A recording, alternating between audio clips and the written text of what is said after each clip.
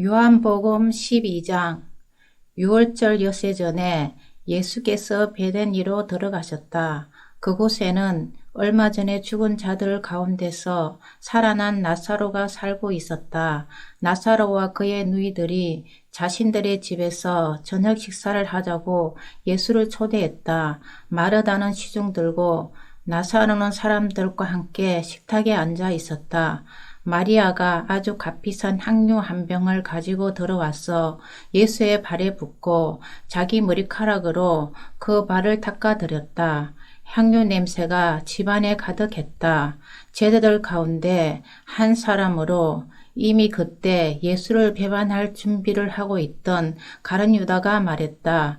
왜 이 향유를 팔아서 그 돈을 가난한 사람들에게 주지 않습니까? 팔면 은하 300은 충분히 받을 텐데 이렇게 말한 것은 그가 가난한 사람들을 생각해서가 아니라 도둑이었기 때문이다. 그는 일행의 공금을 맡고 있었는데 그것을 빼돌리기도 했다. 예수께서 말씀하셨다. 그 여자를 가만두어라. 그 여자는 내 장례식을 내다보고 예를 표한 것이다. 가난한 사람들은 너희와 항상 함께 있지만 나는 너희와 항상 함께 있는 것이 아니다. 예수께서 다시 마을에 오셨다는 소문이 유대인들 사이에 퍼졌다. 사람들이 예수뿐만 아니라 죽은 자들 가운데서 살아난 나사로도 보려고 몰려왔다.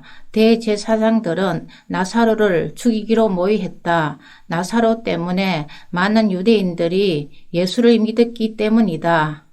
이튿날 명절을 지키러 와 있던 많은 무리가 예수께서 예루살렘에 돌아오신다는 말을 들었다. 그들은 종려나무 가지를 꺾어 들고 그분을 맞으러 나가서 환호했다.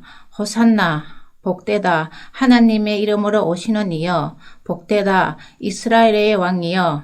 성경에 기록된 대로 예수께서 어린 나귀를 얻어 타셨다. 두려워하지 마라. 딸 시온아. 너희의 왕의 오시는 모습을 보아라. 나귀 새끼를 타고 오신다. 제자들은 성경에 많은 구절이 성취된 것을 당시에는 알아채지 못했다. 그러나 예수께서 영화롭게 되신 뒤에 그들은 그분에 대해 기록된 것과 그분께 일어난 일이 일치한다는 것을 기억해냈다. 예수께서 나사로를 불러 죽은 자들 가운데서 일으키실 때에 그 자리에 있던 사람들이 자신들이 목격한 것을 이야기했다. 그들이 얼마 전에 있었던 하나님의 표적에 대해 소문을 퍼뜨렸기 때문에 환영하는 무리가 더 늘어났던 것이다. 바리새인들이 그 모습을 보고 체념하듯 말했다. 이제는 통제불능이요. 온 세상이 저 자의 뒤를 따라 몰로 가고 있어. 명절을 맞아 예배를 드리려고 올라온 그리스도 사람들이 있었다. 그들이 갈릴리 베세다 출신인 빌립에게 다가가서 말했다. 선생님, 우리가 예수를 뵙고 싶습니다. 도와주시겠습니까? 빌립이 안드레에게 가서 말했다. 안드레와 빌립이 예수께 가서 말씀드리자 예수께서 대답하셨다. 때가 되었다. 인자가 영광을 받을 때가 왔다. 잘 들어라. 밀알 하나가 땅에 묻혀 완전히 죽지 않으면 한 알 그대로 남아있다. 그러나 밀알 하나가 땅에 묻혀 죽으면 싹이 나서 몇 배 열매를 맺는다. 마찬가지로 누구든지 현재의 목숨에 집착하는 사람은 그 목숨을 잃을 것이다. 그러나 앞뒤를 재지 않는 사랑으로 그 목숨을 버리는 사람은 참되고 영원한 생명을 얻게 될 것이다. 너희 가운데 누구든지 나를 섬기는 사람은 나를 따라오너라. 나를 섬기는 사람은 내가 있는 곳에 있게 될 것이다. 누구든지 나를 섬기는 사람은 아버지께서 높여주시고 상 주실 것이다. 내 마음은 몹시 흔들리고 있다. 그러니 내가 무슨 말을 하겠느냐? 아버지, 나를 여기에서 벗어나게 해 주십시오. 라고 말해야 하겠느냐? 아니다. 나는 처음부터 이것 때문에 온 것이다. 나는 아버지 영광을 드러내 보이십시오. 라고 말하겠다. 그러자 하늘에서 한 음성이 들려왔다. 내가 이미 영화롭게 했고 앞으로도 영화롭게 할 것이다. 그 소리를 들은 무리가 말했다. 천둥 소리다. 다른 사람들이 말했다. 천사가 이분께 말한 것이다. 예수께서 말씀하셨다. 이 음성은 나를 위해서가 아니라 너희를 위해서 들려온 것이다. 지금 이 순간에 세상은 위기에 처해 있다. 이제 이 세상의 통치자인 사탄이 쫓겨날 것이다. 그리고 내가 이 땅에서 들러 올라갈 때 나는 모든 사람을 이끌어서 내 지위로 모을 것이다. 예수께서 이렇게 말씀하신 것은 자신이 어떤 죽임을 당할지 보여주시려는 것이었다. 무리 가운데 대답한 소리가 들려왔다. 우리는 하나님의 율법에서 메시아가 영원히 계신다고 들었습니다. 그런데 선생님은 인자가 들려야 한다고 하시니 어째서 그래야 합니까? 선생님이 말씀하신 인자가 누구입니까? 예수께서 말씀하셨다. 빛이 너희 가운데 있는 것은 잠시뿐이다. 빛이 너희 가운데 있는 동안 다녀라. 그래서 어둠이 너희를 멸하지 못하게 하여라. 너희가 어둠 속에 다니면 자신이 어디로 가는지 알지 못한다. 빛이 너희와 함께 있은 동안 그 빛을 믿어라. 그러면 그 빛이 너희 안에 있으면서 너희 삶을 속속들이 비춰줄 것이다. 너희는 빛의 자녀가 될 것이다. 예수께서 이 모든 것을 말씀하시고 나서 몸을 숨기셨다. 예수께서 이 모든 하나님의 표적을 보여주셨지만 그들은 받아들이지도 않았고 그분을 신뢰하지도 않았다. 이 일로 예언자 이사야의 말이 옳다는 것이 확인되었다. 하나님, 우리가 전할 말을 누가 믿었습니까? 하나님께서 팔을 뻗어 행하려고 하시건만 누가 그것을 알아보았습니까? 처음에 그들은 믿으려 하지 않았고 나중에는 믿을 수도 없었다. 이 또한 이사야가 말한 것과 같았다. 그들의 눈은 멀었고 그들의 마음은 완고해졌으니 이는 그들이 눈으로 보고 마음으로 깨달아서 나 하나님께로 돌아와 내게 고침을 받지 못하게 하려는 것이다. 이것은 이사야가 메시아를 통해 폭포수처럼 쏟아지는 하나님의 빛을 스치듯 보고 나서 한 말이었다. 한편 지도자들 가운데서도 상당수가 믿었다. 그러나 바리새인들 때문에 자신들의 믿음을 밖으로 드러내지는 않았는데 회당에서 쫓겨날까 봐 두려웠기 때문이다. 그들은 위기의 순간에 하나님의 영광보다는 사람의 인정을 받는 것에 더 신경을 썼던 것이다. 예수께서 이 모든 말씀의 결론으로 이렇게 해주셨다. 누구든지 나를 믿는 사람은 나를 믿는 것이 아니라 나를 보내신 분을 믿는 것이다. 누구든지 나를 보는 사람은 사실은 나를 보내신 분을 보는 것이다. 나는 이 세상에 온 빛이다. 내가 온 것은 나를 믿는 모든 사람들로 더 이상 어둠 속에 머물지 않게 하려는 것이다. 만일 누가 내 말을 듣고 진지하게 받아들이지 않는다고 해도 나는 그를 심판하지 않는다. 나는 세상을 심판하기 위해 온 것이 아니라 세상을 구원하기 위해 왔다. 그러나 나를 회피하고 내 말을 받아들이지 않는 사람은 스스로 심판받기를 선택하는 것이다. 육신이 된 그 말씀, 내가 너에게 말했을 뿐 아니라 바로 나 자신이기도 한 그 말씀이 너의 운명을 결정한 말이다. 그 말씀 가운데 어느 것도 내 마음대로 지어낸 것이 없다. 나를 보내신 하나님께서 내가 무엇을 말하고 어떻게 말해야 하는지를 지시해 주셨다. 나는 아버지의 명령이 어떤 열매를 맺는지 정확히 안다. 그것은 참되고 영원한 생명이다. 내가 할 말은 이것이 전부다. 아버지께서 내게 말씀하신 것을 나도 너에게 말한다. 13장 유월절 직전에 예수께서는 이 세상을 떠나 아버지께로 가야 할 때가 된 것을 아셨다. 예수께서는 자신의 소중한 동료들을 사랑하시되 끝까지 사랑하셨다. 저녁 식사 때가 되었다. 이때 이미 마귀는 가롯 사람 시몬의 아들 유다를 단단히 붙잡고서 예수를 배반하도록 준비를 마친 상태였다. 예수께서는 아버지께서 자기에게 모든 것을 맡기셨다는 것과 자기가 하나님께로부터 왔다가 하나님께로 돌아갈 것을 아셨다. 예수께서 저녁 식탁에서 일어나 겉옷을 옆에 두시고 수건을 두르셨다. 그런 다음에 대야에 물을 부어 제자들의 발을 씻고 수건으로 닦아주셨다. 예수께서 시몬 베드로에게 이러셨을 때 베드로가 말했다. 주님, 주님께서 정말 제 발을 씻으실 겁니까? 예수께서 대답하셨다. 내가 하는 일을 내가 지금은 이해하지 못한다. 그러나 나중에는 분명하게 알게 될 것이다. 베드로가 고집을 부렸다. 제 발은 절대로 씻지 못합니다. 예수께서 말씀하셨다. 내가 너를 씻어주지 않으면 너는 내가 하는 일과 아무 상관이 없다. 베드로가 말했다. 주님, 그렇다면 제 발만 씻지 말고 제 손도 씻어 주십시오. 제 머리도 씻어 주십시오. 예수께서 말씀하셨다. 아침에 목욕을 한 사람은 이제 발만 씻으면 된다. 너희는 머리부터 발끝까지 깨끗하다. 내 관심사는 이생이 아니라 거룩이라는 것을 너희는 알아야 한다. 이제 너희는 깨끗하다. 그러나 너희 모두가 깨끗한 것은 아니다. 예수께서는 누가 자신을 배반할지 알고 계셨다. 그래서 너희 모두가 깨끗한 것은 아니다 라고 말씀하신 것이다. 예수께서 제자들의 발을 씻어주시고 나서 겉옷을 입고 식탁 자기 자리로 돌아가셨다. 예수께서 말씀하셨다. 내가 너희에게 무슨 일을 했는지 이해하겠느냐? 너희는 나를 선생이라 부르고 주라고 부르는데 맞는 말이다. 내가 정말로 그러하다. 주이며 선생인 내가 너희의 발을 씻어 주었으니 이제 너희도 서로 발을 씻어 주어야 한다. 내가 너희에게 모범을 보였으니 너희도 내가 한 그대로 하여라. 나는 분명한 것만 말한다. 종이 주인보다 높지 않고 사원이 사장에게 명령하지 못한다. 내 말이 무슨 뜻인지 알겠거든. 너희도 그대로 행하여라. 복된 삶을 살아라. 지금부터 내가 하는 말은 너희 모두를 두고 하는 말이 아니다. 나는 내가 선택한 사람들을 정확히 안다. 그것은 다음에 성경 말씀 이루려는 것이다.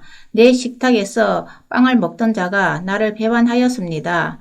내가 이 모든 것을 너희에게 미리 말해 두는 것은 그 일이 일어날 때 내가 누구인지를 너희로 믿게 하려는 것이다.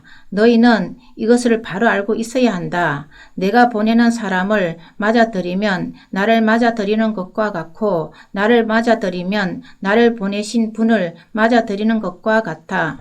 예수께서 이 말씀을 하시고 나서 근심하는 기색으로 그 이유를 말씀하셨다. 너희 가운데 한 사람이 나를 배반할 것이다. 제자들은 예수께서 도대체 누구를 두고 하신 말씀인지 궁금해서 서로 둘러보았다. 제자들 가운데 한 사람, 곧 예수께서 깊이 사랑하시는 제자가 그분의 어깨에 머리를 기대고 있었다. 베드로가 그에게 멈칫하여 예수께서 누구를 두고 말씀하신 것인지 물어보게 했다. 그래서 가장 가까이 있던 그 제자가 물었다. 주님, 그가 누구입니까? 예수께서 말씀하셨다. 내가 이 빵 조각을 적셔서 주는 사람이 바로 그다. 그러고는 빵 조각을 적셔서 가룟 사람 시몬의 아들 유다에게 주셨다. 유다가 그 빵을 받자마자 사탄이 그에게 들어갔다.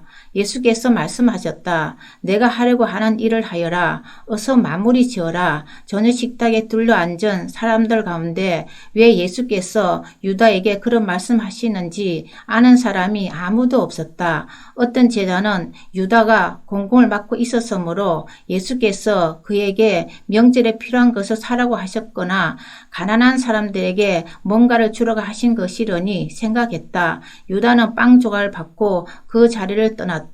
밤이었다. 유다가 떠나가자 예수께서 말씀하셨다. 이제 인자가 누구인지 드러났고 하나님이 어떤 분이신지도 인자 안에서 드러났다. 인자 안에서 하나님이 드러나시는 순간에 하나님의 영광이 드러날 것이다. 하나님께서 인자를 영화롭게 하심으로 그분 자신도 영광을 받으실 것이다. 자녀들아, 내가 너희와 함께 있는 것도 잠시뿐이다. 너희는 나를 찾을 것이다. 내가 유대인들에게 말한 것처럼 너희에게도 말한다. 내가 가는 곳에 너희는 올 수 없다. 내가 너희에게 새 계명을 준다. 서로 사랑하여라. 내가 너희를 사랑한 것 같이 너희도 서로 사랑하여라. 너희가 서로 사랑할 때 모든 사람이 그 모습을 보고 너희가 내 제자라는 것을 알게 될 것이다. 시몬 베드로가 물었다. 주님 어디로 가십니까? 예수께서 대답하셨다. 내가 가라는 곳에 내가 지금은 따라올 수 없다. 그러나 나중에는 따라오게 될 것이다. 베드로가 말했다. 주님, 왜 지금은 따라갈 수 없습니까? 주님을 위해서라면 제 목숨까지도 버리겠습니다. 정말이냐? 나를 위해 내 목숨을 버리겠다는 말이냐? 그러나 너는 수탉이 울기 전에 나를 3번 부인할 것이다. 14장 너희는 이 일로 당황하지 마라. 너희는 하나님을 믿지 않느냐? 그렇다면 또한 나를 믿어라. 내 아버지 집에는 너를 위해 예비된 방이 많이 있다. 그렇지 않으면 내가 너희 방을 마련하러 간다고 말했겠느냐? 내가 가서 너희 방을 마련하면 다시 와서 너를 데려다가 내가 사는 곳에 너희도 같이 살게 하겠다. 너희는 내가 가는 길을 이미 알고 있다. 도마가 말했다. 주님, 저희는 주님이 어디로 가시는지 알지 못합니다. 그런데 어떻게 우리가 그 길을 안다고 생각하십니까? 예수께서 말씀하셨다. 내가 길이요 진리요 생명이다. 나를 떠나서는 그 누구도 아버지께 갈 수 없다. 너희가 정말로 나를 안다면 내 아버지도 알게 될 것이다. 이제부터 너희는 그분을 아는 것이나 다름없다. 너희는 그분을 뵙기까지 했다. 빌립이 말했다. 주님, 저에게 아버지를 보여주십시오. 그러면 저희가 만족하겠습니다. 빌립아, 내가 지금까지 나와 함께 지냈으면서 아직도 모르겠느냐? 나를 보는 것은 곧 아버지를 보는 것이다. 그런데 어떻게 아버지가 어디 계십니까? 하고 묻는 것이냐? 내가 아버지 안에 있고 아버지께서 내 안에 계신다는 것을 너희는 믿지 않는 것이냐? 내가 너희에게 하는 말은 단지 말에 불과한 것이 아니다. 나는 내 뜻대로 말을 지어내지 않는다. 내 안에 계신 아버지께서 내 말 한마디 한마디를 하나님의 일로 정교하게 만들어내신다. 내가 아버지 안에 있고 내 아버지께서 내 안에 계시다고 한 내 말을 믿어라. 믿지 못하겠거든 너희 눈으로 본 이 일이라도 믿어라. 나를 신뢰하는 사람은 내가 하는 일을 할 뿐 아니라 더 큰 일도 하게 될 것이다. 내가 아버지께로 가서 내가 한 것과 똑같은 일을 너희도 하게 할 것이기 때문이다. 너희는 기대해도 좋다. 이제부터 내가 누구이며 내가 무슨 일을 하는지 너희가 믿고 무엇이든지 구하면 내가 다 이루어 주겠다. 그리하여 아들 안에서 아버지가 어떤 분이신지 혼이 드러나게 하겠다. 정말이다. 너희가 무엇이든지 이 방법대로 구하면 내가 다 이루어 주겠다. 너희가 나를 사랑하면 내 말대로 행하여 너희의 사랑을 나타내 보여라. 내가 아버지께 말씀드려 너에게 또 다른 친구이신 성령을 보내시게 하겠다. 그분은 너희와 영원히 함께 계실 것이다. 친구이신 그분은 진리의 성령이시다. 하나님을 모르는 세상은 그분을 알아보는 눈도 없고 무엇을 찾아야 할지도 모르기 때문에 그분을 맞아들이지도 못한다. 그러나 너희는 이미 그분을 알고 있다. 그분이 지금까지 너희와 함께 계셨고 앞으로도 너희 안에 계실 것이기 때문이다. 나는 너희를 고아로 버려두지 않겠다. 내가 다시 오겠다. 이제 잠시 후면 세상은 더 이상 나를 보지 못하겠지만 너희는 나를 보게 될 것이다. 내가 살아있고 너희도 살아날 것이기 때문이다. 그때가 되면 너희는 내가 아버지 안에 있고 너희가 내 안에 있으며 내가 너희 안에 있음을 확실히 알게 될 것이다. 내 계명을 알고 지키는 사람이야말로 나를 사랑하는 사람이다. 나를 사랑하는 사람은 내 아버지께 사랑을 받을 것이다. 나도 그를 사랑하고 그에게 나를 분명히 드러내 보일 것이다. 가롯 사람이 아닌 유다가 말했다. 주님, 저희에게는 주님 자신을 드러내시고 세상에는 드러내지 않으시겠다니 무슨 이유입니까? 예수께서 말씀하셨다. 사랑이 없는 세상은 앞을 보지 못하는 세상이기 때문이다. 누구든지 나를 사랑하는 사람은 내 말을 정성껏 지킬 것이고 내 아버지께서 그를 사랑하실 것이다. 아버지와 나는 그와 이웃이 될 것이다. 나를 사랑하지 않는 것은 곧 내 말을 지키지 않는다는 뜻이다. 너희가 듣고 있는 이 메시지는 나의 것이 아니라 나를 보내신 아버지의 메시지다. 내가 아직 너희와 함께 있는 동안에는 이것들을 말한다. 그러나 아버지께서 나의 요청으로 보내실 친구이신 성령께서 모든 것을 너희에게 분명히 알려주실 것이다. 또한 내가 너희에게 말한 모든 것을 생각나게 해 주실 것이다. 나는 너희를 떠나면서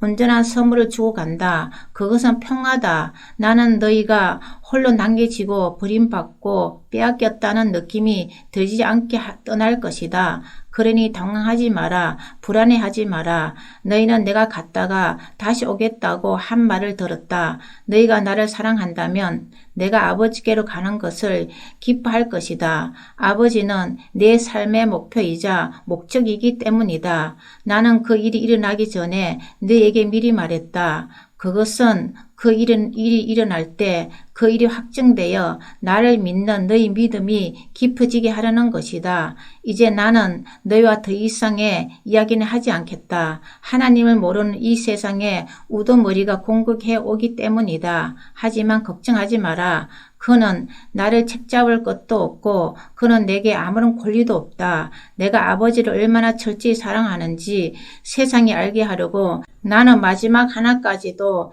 내 아버지의 지시대로 따르고 있다. 일어나 가자. 여기를 떠날 때가 되었다. 아멘.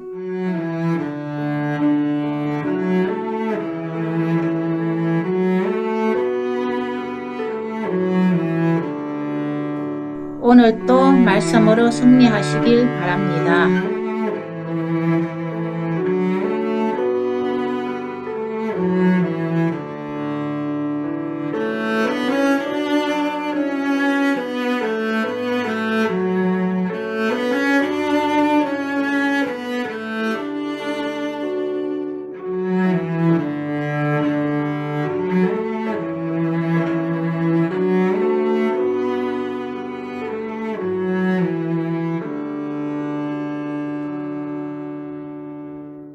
요한복음 15장.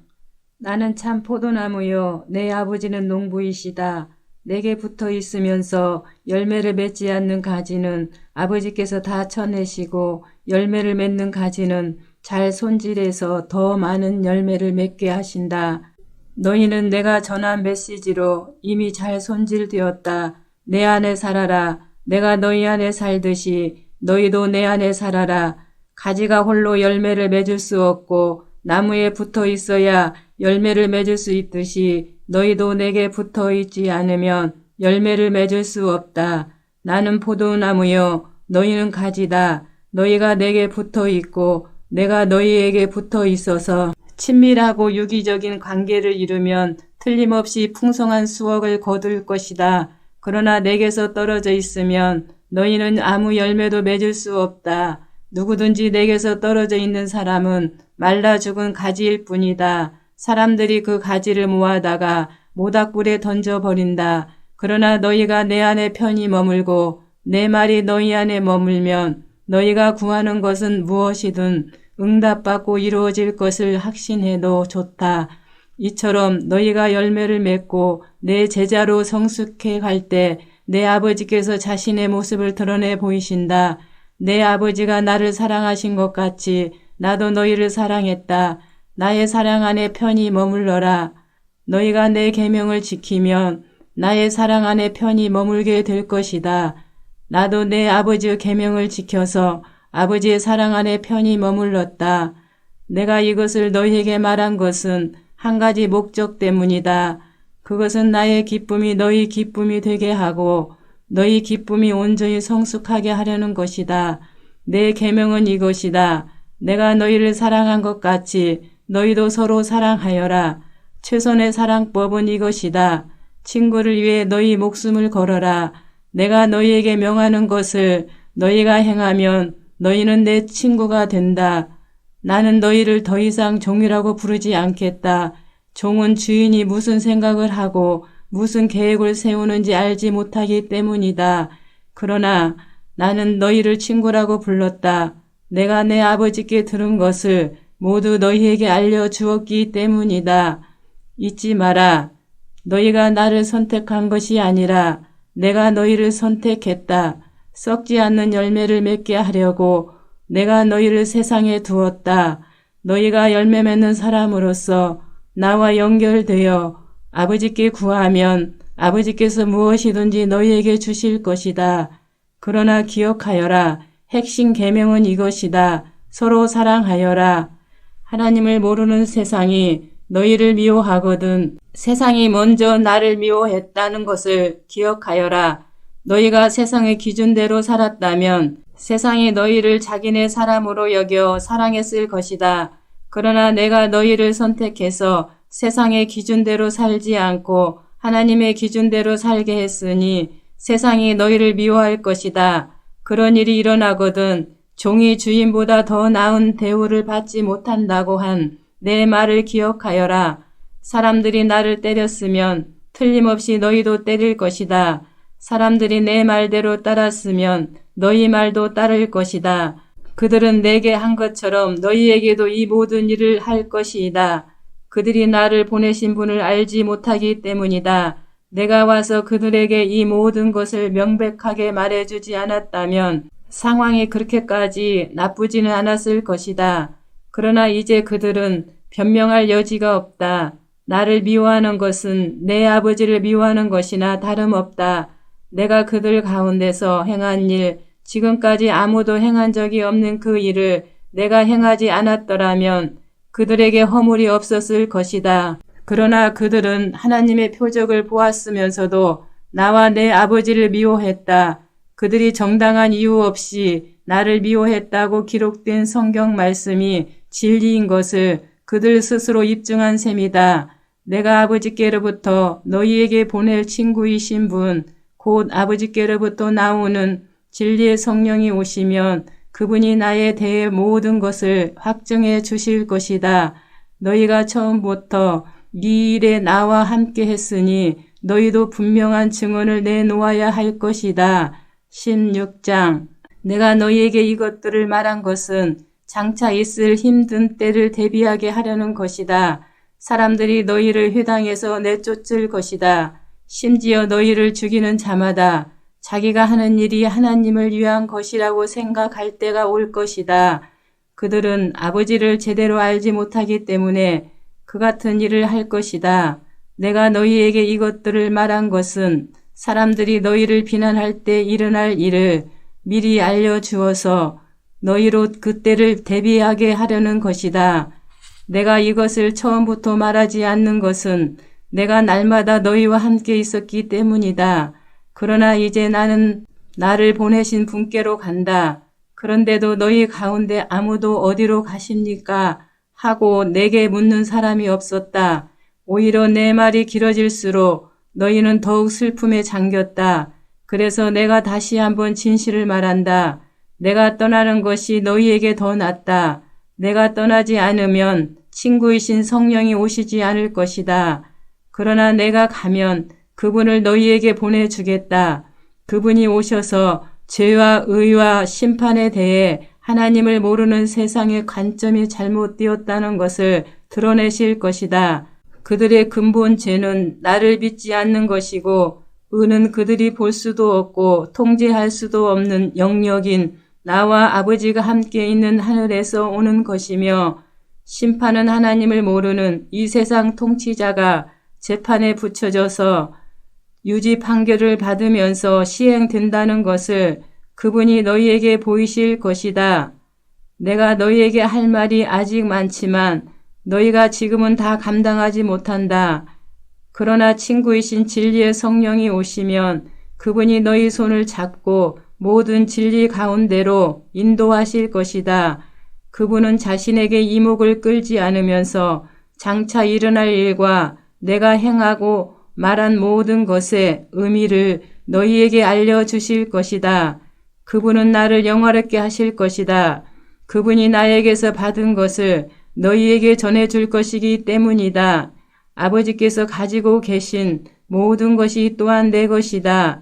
그래서 내가 성령이 나에게서 받은 것을 너희에게 전해 주실 것이다 라고 말한 것이다. 잠시 후면 너희가 나를 보지 못할 것이다. 그러나 다시 잠시 후면 너희가 나를 보게 될 것이다. 그 말씀 때문에 제자들 사이에 의문이 일었다. 잠시 후면 너희가 나를 보지 못할 것이다. 그러나 다시 잠시 후면 너희가 나를 보게 될 것이다 라고 하신 말씀이 무슨 뜻인가? 또 내가 아버지께로 가기 때문이다 라고 하신 말씀은 무슨 뜻인가? 잠시 후면이라는 말씀은 무슨 뜻인가? 선생님께서 무슨 말씀을 하시는지 모르겠다. 그들은 예수께서 무슨 뜻으로 말씀하신 것인지 무척이나 묻고 싶었다. 예수께서 그것을 아시고 말씀하셨다. 잠시 후면 너희가 나를 보지 못할 것이다. 그러나 다시 잠시 후면 너희가 나를 보게 될 것이다 라고 한 내 말을 두고 너희가 서로 그 뜻을 알고자 하느냐? 그렇다면 이것을 명심하여라. 너희는 기쁜 슬픔에 잠기겠지만 하나님을 모르는 세상은 파티를 열 것이다. 너희는 슬퍼하고 몹시 슬퍼하겠지만 너희 슬픔은 기쁨으로 바뀔 것이다. 여자가 출산할 때에는 고통이 따르고 피할 길도 없다. 그러나 아기가 태어나면 기쁨이 넘친다. 세상에 태어난 새 생명이 고통의 기억을 말끔히 없애주기 때문이다. 지금 너희가 겪는 슬픔이 그 고통과 같겠지만 장차 맛볼 기쁨 또한 그 기쁨과 같을 것이다. 내가 너희를 다시 볼 때 너희는 기쁨으로 충만할 것이다. 아무도 너희에게서 그 기쁨을 빼앗아 가지 못할 것이다. 너희는 더 이상 의문을 가득 품지 않게 될 것이다. 내가 너희에게 바라는 것은 이것이다. 내가 너희에게 계시해 준 것과 일치하면 무엇이든지 아버지께 구하여라. 내 뜻을 따라 내 이름으로 구하여라. 그러면 아버지께서 너희에게 반드시 주실 것이다. 너희 기쁨이 강둑을 넘쳐 흐르는 강물 같을 것이다. 나는 비유로 너희에게 말했다. 머지않아 나는 비유를 버리고 분명한 말로 아버지에 대해 너희에게 말해 줄 것이다. 그때 너희는 내가 너희에게 계시해 준 바로 그 산과 관련된 것을 아버지께 직접 구할 수 있을 것이다. 내가 계속 너희를 대신해서 아버지께 구하지는 않을 것이다. 그럴 필요가 없다. 너희는 위험을 무릅쓰고 나를 사랑하고 신뢰하는 일에 너희 삶을 걸었고 내가 아버지께로부터 직접 왔다는 것을 믿었으므로 아버지께서 너희를 친히 사랑하신다. 전에 나는 아버지를 떠나 이 세상에 왔으나 이제는 이 세상을 떠나 아버지께로 간다. 제자들이 말했다. 드디어 선생님께서 비유로 표현하지 않으시고 명백하고 직설적으로 말씀해 주시는군요. 이제야 저희는 선생님께서 모든 것을 알고 계시며 모든 것이 선생님 안에서 하나로 모아진다는 것을 알겠습니다. 더 이상 선생님에 대해 의무를 갖지 않아도 되겠습니다. 저희는 선생님이 하나님께로부터 오셨다고 확신합니다. 예수께서 그들에게 대답하셨다. 너희들이 이제야 믿느냐? 하지만 너희는 곧 달아날 것이다. 너희 목숨을 구하겠다고 나를 버릴 것이다. 그러나 나는 버림받지 않는다. 아버지께서 나와 함께 하신다. 내가 너희에게 이 모든 것을 말한 것은 너희로 나를 신뢰하여 흔들리지 않게 하고 깊은 평화를 누리게 하려는 것이다. 너희는 하나님을 모르는 이 세상에서 끊임없이 어려움을 겪을 것이다. 그러나 용기를 내라. 내가 세상을 이겼다. 아멘.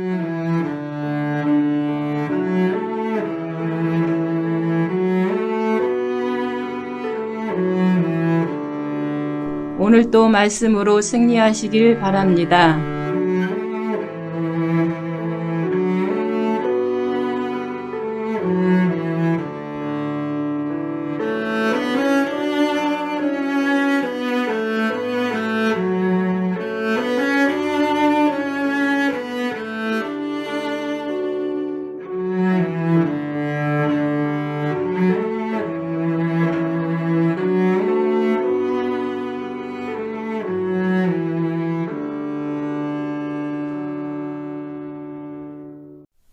요한복음 17장.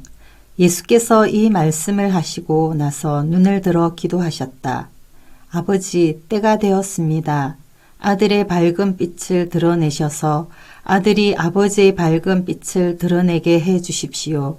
아버지께서는 아들에게 모든 사람을 맡기셔서 아들이 자기에게 맡겨진 모든 사람에게 참되고 영원한 생명을 주게 하셨습니다. 참되고 영원한 생명은 아버지, 곧 유일하신 참 하나님을 알고 아버지께서 보내신 예수 그리스도를 아는 것입니다. 나는 아버지께서 내게 하라고 명하신 일을 하나도 빠뜨리지 않고 완수하여 이 땅에서 아버지를 영화롭게 했습니다. 그러니 아버지, 이번에는 아버지의 빛, 이 세상이 존재하기 전에 내가 아버지 앞에서 누리던 그 빛으로 나를 영화롭게 해 주십시오. 나는 아버지께서 내게 주신 모든 사람에게 아버지의 성품을 자세히 말해 주었습니다. 그들은 본래 아버지의 사람들이었는데 아버지께서 내게 주셨습니다. 그들은 아버지께서 말씀하신 것을 지금까지 행했습니다.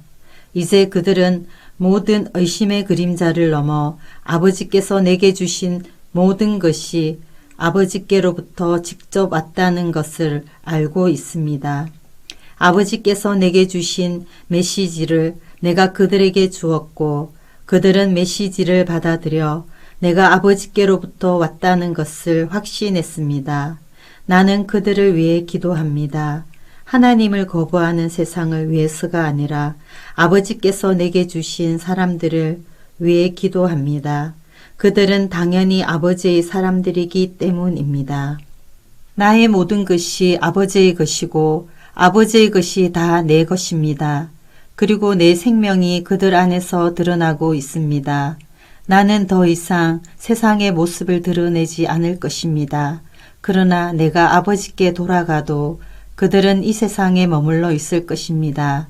거룩하신 아버지, 아버지께서 나를 통해 선물로 주신 이 생명을 그들이 추구할 때 그들을 지켜주셔서 아버지와 내가 한마음 한뜻인 것처럼 그들도 한마음 한뜻이 되게 해 주십시오.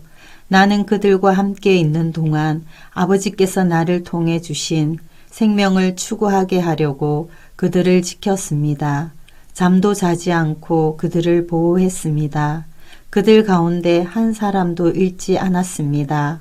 다만 멸망하기로 작정하고 배반한 사람만 예외가 되었습니다.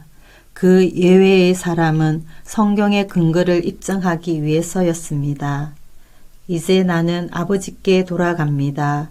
내가 세상이 듣는 자리에서 이 말씀을 드리는 것은 내 사람들로 하여금 내 기쁨이 그들 안에서 충만해지는 것을 경험하게 하려는 것입니다. 내가 그들에게 아버지의 말씀을 주었는데 하나님을 모르는 세상은 그것 때문에 그들을 미워했습니다. 내가 세상의 방식을 따르지 않았듯이 그들도 세상의 방식을 따르지 않았기 때문입니다. 나는 그들을 세상에서 데려가 달라고 구하는 것이 아니라 그들을 악한 자에게서 지켜달라고 구하는 것입니다. 세상이 나를 규정할 수 없듯이 세상도 그들을 규정할 수 없습니다. 진리로 그들을 거룩하게 구별해 주십시오. 아버지의 말씀은 거룩하게 구별하는 진리입니다. 아버지께서 내게 사명을 주셔서 세상에 보내신 것처럼 나도 그들에게 사명을 주어 세상에 보냅니다. 내가 그들을 위해 나 자신을 거룩하게 구별하는 것은 그들도 진리로 거룩하게 구별되어 자신의 사명을 감당하게 하려는 것입니다. 나는 그들을 위해서만 아니라 그들 때문에 그리고 나에 대한 그들의 정언 때문에 나를 믿게 될 이들을 위해서도 기도합니다. 그들 모두 한마음 한뜻이 되고 아버지께서 내 안에 계시고 내가 아버지 안에 있듯이 그들도 우리와 한마음 한뜻이 되는 것, 이것이 내 기도의 목적입니다. 그래서 아버지께서 참으로 나를 보내셨다는 것을 세상이 믿게 해 주십시오. 아버지께서 내게 주신 영광을 나도 그들에게 주었습니다.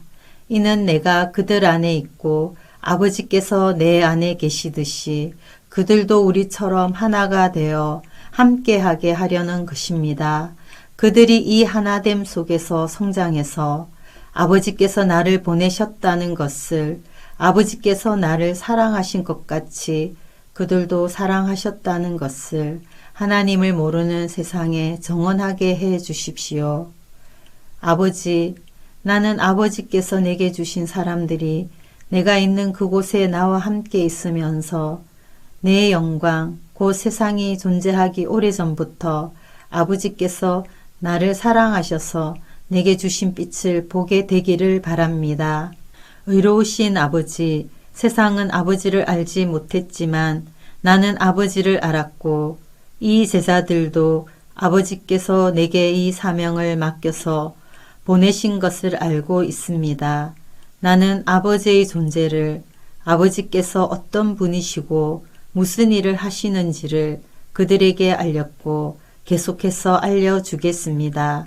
그래서 나를 사랑하신 아버지의 사랑이 내가 그들 안에 있는 것과 똑같이 그들 안에도 있게 될 것입니다. 18장. 예수께서 이렇게 기도하시고 나서 제자들과 함께 기드론 시내 건너편으로 가셨다. 거기에 동산이 하나 있었다. 예수께서 제자들과 함께 그 안으로 들어가셨다.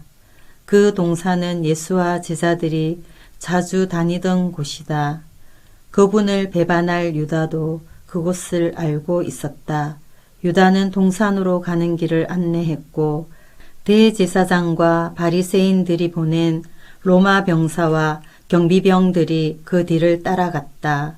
그들은 등불과 횃불과 칼을 들고 동산에 도착했다. 예수께서는 자신에게 닥칠 일을 다 아시고 앞으로 나아가 그들을 만나셨다. 예수께서 말씀하셨다. 너희가 누구를 찾느냐? 그들이 대답했다. 나사렛 사람 예수요. 예수께서 말씀하셨다. 내가 그다. 병사들이 크게 놀라 뒷걸음질했다. 배반자 유다가 눈에 띄었다. 예수께서 다시 물으셨다. 너희가 누구를 찾느냐? 그들이 대답했다. 나사렛 사람 예수요. 예수께서 말씀하셨다. 내가 그라고 너희에게 말했다. 내가 그 사람이다. 너희가 찾는 사람이 나라면 이 사람들은 가게 해 주어라. 이것으로 아버지께서 내게 주신 사람들은 하나도 잃지 않았습니다. 라고 기도하신 말씀이 이루어졌다. 바로 그때 시몬 베드로가 차고 있던 칼을 뽑아 대제사장의 종을 쳐서 오른쪽 귀를 잘라버렸다. 그 종의 이름은 말고였다. 예수께서 베드로에게 명하셨다. 그 칼을 도로 꽂아라. 너는 아버지께서 내게 주신 이 잔을 내가 마시지 않으리라고 생각하느냐? 그때 대장의 명령을 받은 로마 병사들이 유대 경비병들과 합세하여 예수를 붙잡고 결박했다. 그들은 먼저 가야바의 장인 안나스에게 예수를 끌고 갔다. 가야바는 그 해의 대제사장이었다. 그는 한 사람이 백성을 위해 죽는 것이 낫다고 유대인들에게 충고했던 자다. 시몬 베드로와 또 다른 제자가 예수를 뒤따라 갔다. 그 다른 제자는 대제사장과 아는 사이여서 예수를 따라 대제사장의 집 안뜰에 들어갈 수 있었다. 베드로는 밖에 머물러 있어야 했다. 곧 다른 제자가 나와서 문지기에게 말하고 베드로를 데리고 들어갔다. 문을 지키던 젊은 여자가 베드로에게 말했다. 당신도 저 사람의 제자 가운데 하나가 아닌가요? 베드로가 말했다. 나는 아니요. 날이 추워 종들과 경비병들이 불을 피워놓고 그 주위에 모여서 불을 쬐고 있었다. 베드로도 그들과 함께 서서 불을 쬐었다.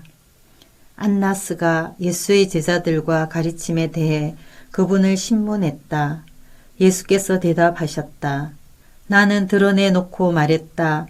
나는 언제나 유대인들이 모두 모이는 회당과 성전에서 가르쳤다. 나는 모든 것을 공개적으로 했다. 엄밀히 말한 것은 하나도 없었다. 그런데 너희는 왜 나를 업모자 대하듯 하느냐? 내 말을 들은 사람들에게 물어보아라. 내가 무슨 말을 했는지 그들이 잘 안다. 나는 모든 것을 숨김없이 가르쳤다. 예수께서 이렇게 말씀하시자 그 자리에 서 있던 경비병 하나가 예수의 뺨을 때리며 말했다. 어떻게 내가 대제사장에게 그런 식으로 말하느냐? 예수께서 대답하셨다. 내가 잘못 말한 것이 있다면 정글을 대보아라. 그러나 내가 사실 그대로 말했다면 어찌하여 때리느냐? 그러자 안나스는 예수를 결박한 채로 대제사장 가야바에게 보냈다. 그동안 시몬 베드로는 뒤로 물러나 불가에서 불을 쬐고 있었다. 거기에 있던 사람들이 그에게 말했다. 당신도 저 사람의 제사 가운데 하나가 아니오? 베드로가 부인했다. 나는 아니오. 대제사장의 종 가운데 한 사람으로 베드로에게 길을 잘린 사람의 친척이 말했다. 당신이 동산에서 저 사람과 함께 있는 것을 내가 본 것 같은데. 베드로가 다시 한번 부인했다. 바로 그때 수탉이 울었다. 사람들이 예수를 가야바에게서 로마 총독의 간조로 끌고 갔다. 때는 이른 아침이었다. 그들은 유월절 음식을 먹을 자격을 잃고 싶지 않아서 총독 간조로는 들어가지 않았다. 그래서 빌라도가 그들에게 나와서 말했다. 무슨 죄로 이 사람을 고발하는 것이오?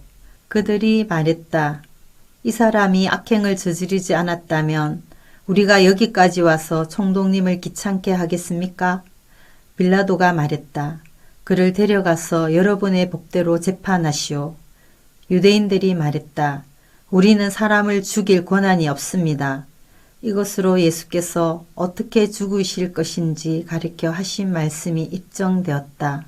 빌라도가 다시 간조로 들어가 예수를 불러냈다.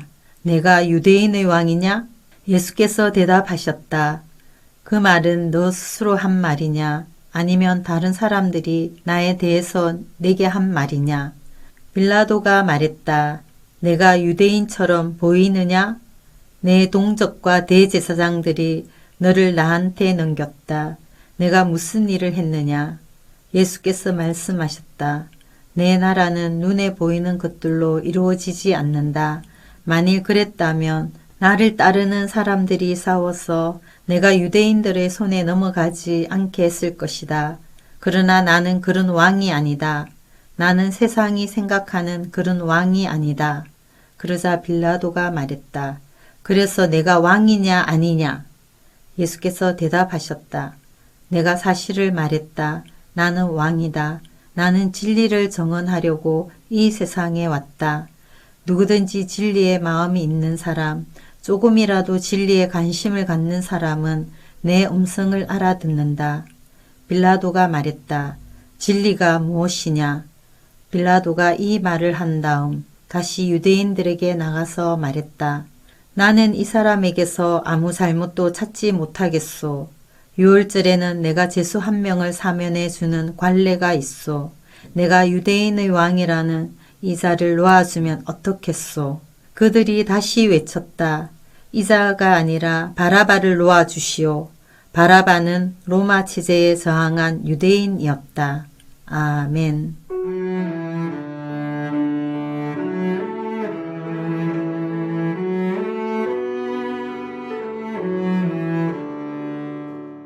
오늘도 말씀으로 승리하시기 바랍니다.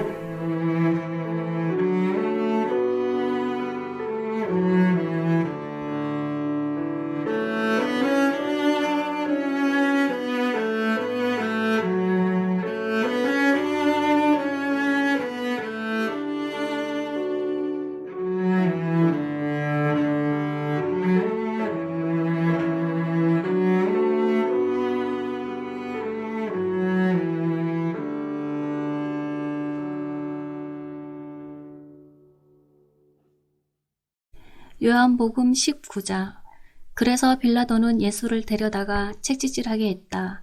병사들이 가시나무로 왕관을 엮어 예수의 머리에 씌우고 자주색 옷을 입혔다. 그런 다음에 그분께 다가가 유대인의 왕 만세하고 외쳤다. 그리고 예수께 인사하며 그분의 뺨을 때렸다. 빌라도가 다시 밖으로 나가서 유대인들에게 말했다. 내가 저 사람을 여러분 앞에 데려오겠소. 그러나 알아주기 바라오. 나는 그에게서 아무 죄도 찾지 못하겠소. 바로 그때 예수께서 가시관을 쓰고 자주색 옷을 입고 나오셨다. 빌라도가 말했다. 보시오, 이 사람이요. 대제사장과 경비병들이 예수를 보고 미친 듯이 소리쳤다. 십자가에 못 박으시오. 십자가에 못 박으시오. 빌라도가 그들에게 말했다. 여러분이 그를 데려가시오.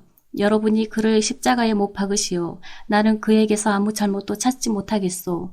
유대인들이 대답했다. 우리에게는 율법이 있습니다. 그 율법에 따르면 그는 죽어 마땅합니다. 자기가 하나님의 아들이라고 했기 때문입니다. 빌라도는 이 말을 듣고 더욱 두려웠다. 그는 다시 관저로 들어가 예수께 말했다. 내가 어디서 왔느냐? 예수께서 아무 대답도 하지 않으셨다. 빌라도가 말했다. 말하지 않을 작정이냐? 나는 너를 풀어줄 고난도 있고 십자가에 못 박을 고난도 있다는 것을 모르느냐? 예수께서 말씀하셨다. 하늘이 내게 주신 고난 말고는 너는 나에 대해 조금도 고난이 없다. 그래서 나를 내게 넘겨준 자의 잘못이 훨씬 큰 것이다. 빌라도는 이 말을 듣고서 예수를 사면하려고 최선을 다했다. 그러나 유대인들을 외치는 소리에 그의 말은 묻혀버리고 말았다. 이 사람을 놓아주면 총독님은 황제의 친구가 아닙니다.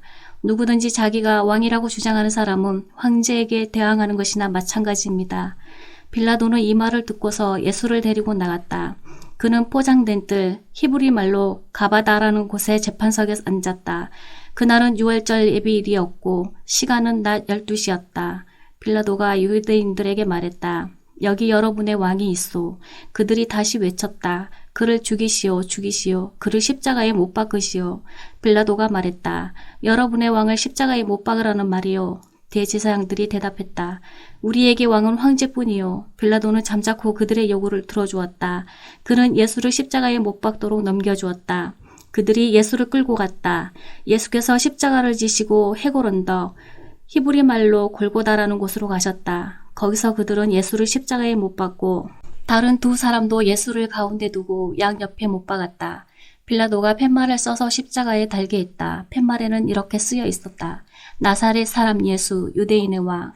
예수께서 십자가에 못 박히신 곳은 도성에서 아주 가까운 곳이었기 때문에 많은 유대인들이 그 팻말을 읽었다. 팻말은 히브리 말과 라틴 말, 그리스 말로 쓰여 있었다. 유대 대제사장들이 이 일을 제기하며 빌라도에게 말했다. 유대인의 왕이라고 쓰지 마십시오. 자칭 유대인의 왕이라고 고쳐주십시오. 빌라도가 말했다. 나는 쓸 것을 썼소. 로마 병사들이 예수를 십자가에 못 박고 나서 그분의 옷가지를 가져다가 네 몫으로 나누어 각자 한 몫씩 가졌다. 하지만 그분의 겉옷은 이음매 없이 통으로 짠 것이었다. 병사들이 서로 말했다. 저 옷은 찢지 말고 제비를 뽑아 누가 차지하나 보자. 이로써 그들이 내 옷을 나누었고 내 겉옷을 두고 제비를 뽑았다고 한 성경 말씀이 확증되었다. 병사들이 성경 말씀을 이룬 것이다. 병사들이 자기네 입속을 챙기는 동안에 예수의 어머니와 이모와 글로바의 아내 마리아와 막달라 마리아는 십자가 아래에 서 있었다. 예수께서 자기 어머니와 그 곁에 서 있는 사랑하는 제자를 보시고 어머니에게 말씀하셨다. 여자여, 이 사람이 어머니의 아들입니다. 그런 다음 그 제자에게 말씀하셨다. 이분이 내 어머니이시다. 그 순간부터 그 제자는 그녀를 자기 어머니로 모셨다. 예수께서 모든 일이 다 이루어진 것을 아시고 성경 말씀을 이루시려고 내가 목마르다 하고 말씀하셨다. 그 곁에 신 포도주가 담긴 병이 있었다. 어떤 사람이 손뭉치를 신 포도주에 적셔서 창 끝에 달아 올려 그분의 입에 갖다 대었다. 예수께서 신 포도주를 드시고 말씀하셨다. 됐다. 다 이루었다. 예수께서 고개를 숙이고 숨을 거두셨다. 그날은 안식일을 준비하는 날이었다. 안식일에는 시체를 십자가에 둘 수 없었기 때문에 유대인들은 십자가에 달린 자들의 다리를 꺾어 빨리 죽게 해서 시체를 내리게 해달라고 빌라도에게 청원했다. 이번 안식일은 1년 중 가장 거룩하게 지키는 날이었다. 그래서 병사들이 가서 예수와 함께 십자가에 못 박힌 첫째 사람의 다리를 꺾고 또 다른 사람의 다리도 꺾었다. 병사들이 예수께 다가가서 그분이 이미 숨을 거두신 것을 보고는 다리를 꺾지 않았다. 병사들 가운데 하나가 창으로 그분의 옆구리를 찔렀다. 피와 물이 쏟아져 나왔다. 이 일은 직접 목격한 사람이 정확히 전한 것이다. 그가 직접 보고 진실을 말한 이유는 여러분도 믿게 하려는 것이다. 이 일들로 인해 그의 뼈가 하나도 꺾이지 않았다고 한 성경 말씀과 그들은 자기들이 찌른 일을 볼 것이다 라고 한 성경 말씀이 확증되었다. 이 모든 일이 있고 나서 아리마대 사람 요셉이 예수의 시신을 거두게 해달라고 빌라도에게 청했다. 그는 예수의 제자였지만 유대인들의 위협 때문에 자기가 예수의 제자라는 사실을 비밀로 하고 있었다. 빌라도가 허락하자 요셉이 가서 시신을 거두었다. 일찍이 밤중에 예수를 찾아왔던 니고데모가 이번에는 환한 대낮에 몰약과 침량 섞은 것을 33kg쯤 가지고 왔다. 그들은 예수의 시신을 모셔다가 유대인의 장례 풍습대로 향료를 바르고 고운 배로 쌌다. 예수께서 십자가에 못 박히신 곳 근처에 동산이 있었다. 그 동산에는 아직 아무도 모신 적이 없는 새 무덤이 있었다. 그날은 유대인들이 안식일을 준비하는 날이었고 무덤도 가까이 있었으므로 그들은 거기에 예수를 모셨다. 20장 한 주의 첫날 이른 아침이었다. 아직 어두울 때에 막달라 마리아가 무덤에 가서 보니 무덤을 막고 있던 돌이 입구에서 옮겨져 있었다. 그녀는 곧장 시몬 베드로와 예수께서 사랑하시는 다른 제자에게 숨가쁘게 달려와서 말했다. 사람들이 주님을 무덤에서 꺼내갔어요. 그들이 그분을 어디에 두었는지 모르겠습니다. 베드로와 다른 제자가 즉시 무덤을 향해 서로 앞다투어 달려갔다. 다른 제자가 베드로를 앞질러 무덤에 먼저 도착했다. 그가 몸을 구부려 안을 들여다보니 거기에 고운 배가 놓여 있었다. 그러나 그는 안으로 들어가지는 않았다.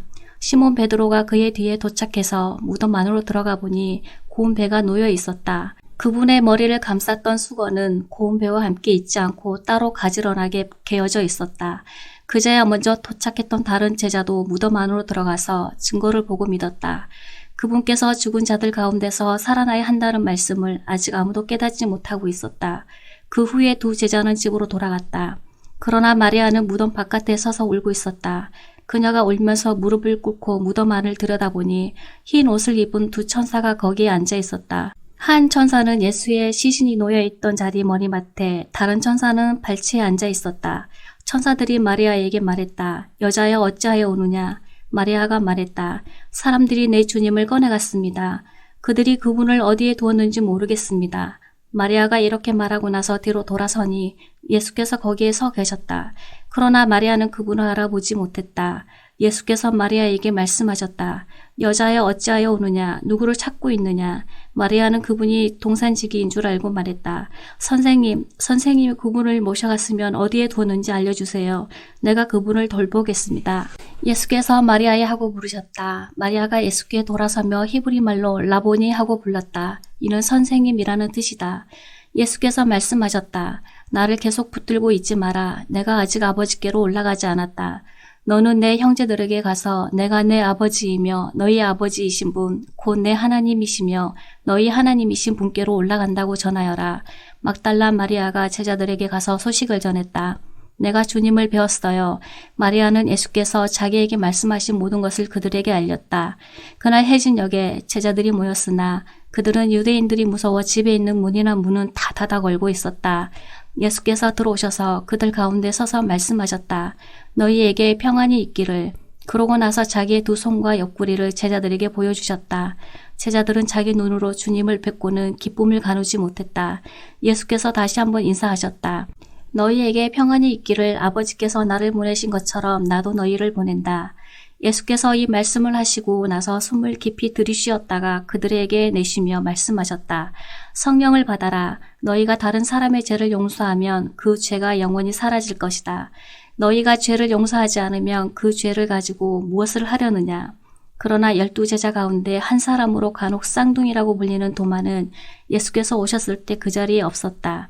다른 제자들이 그에게 말했다. 우리가 주님을 보았소. 그러나 도마는 이렇게 말했다.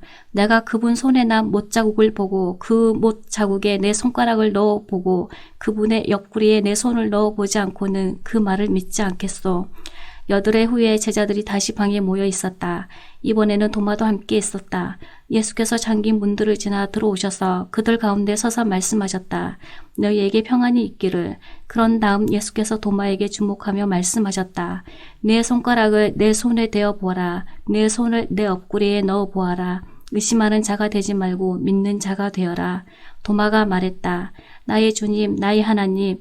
예수께서 말씀하셨다. 너는 내 두 눈으로 보고 나서야 믿는구나. 보지 않고도 믿는 사람들에게는 더 큰 복이 기다리고 있다.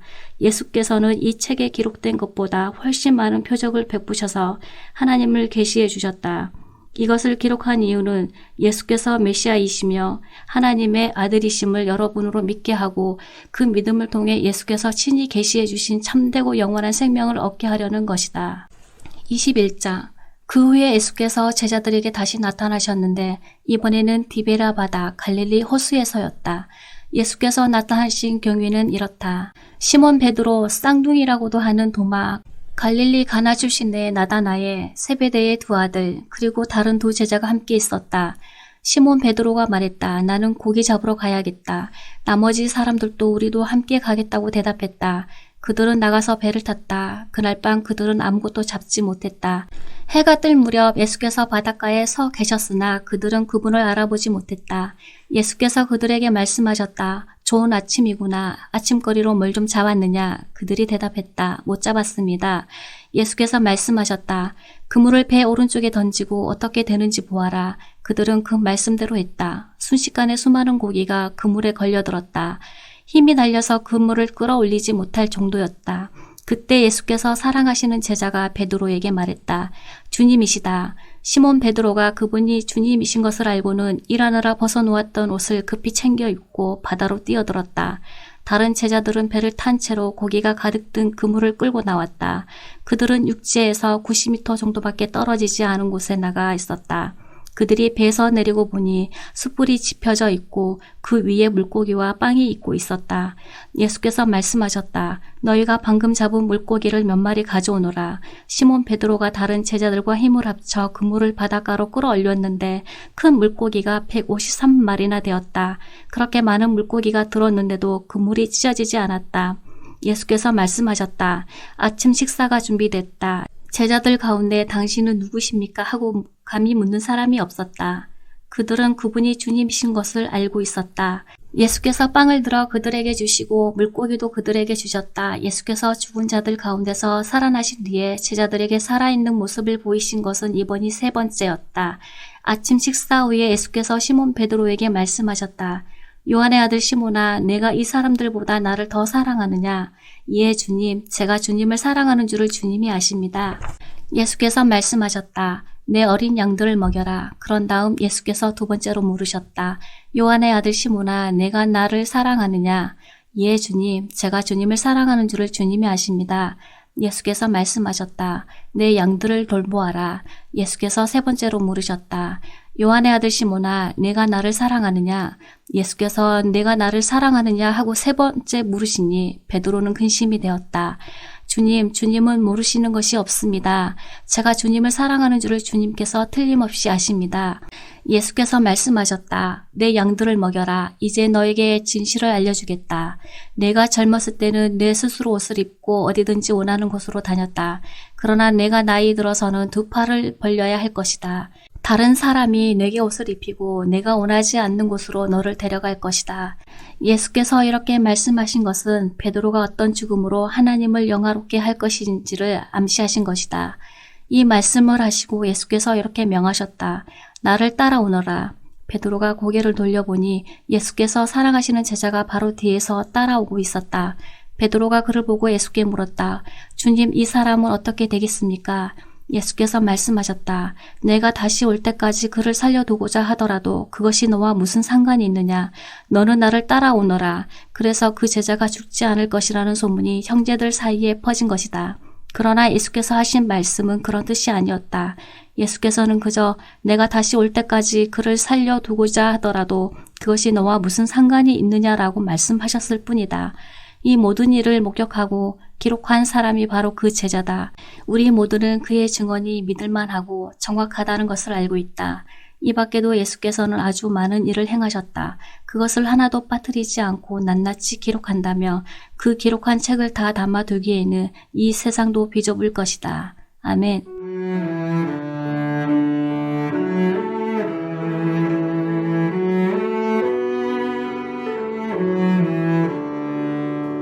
오늘도 말씀으로 승리하시길 바랍니다.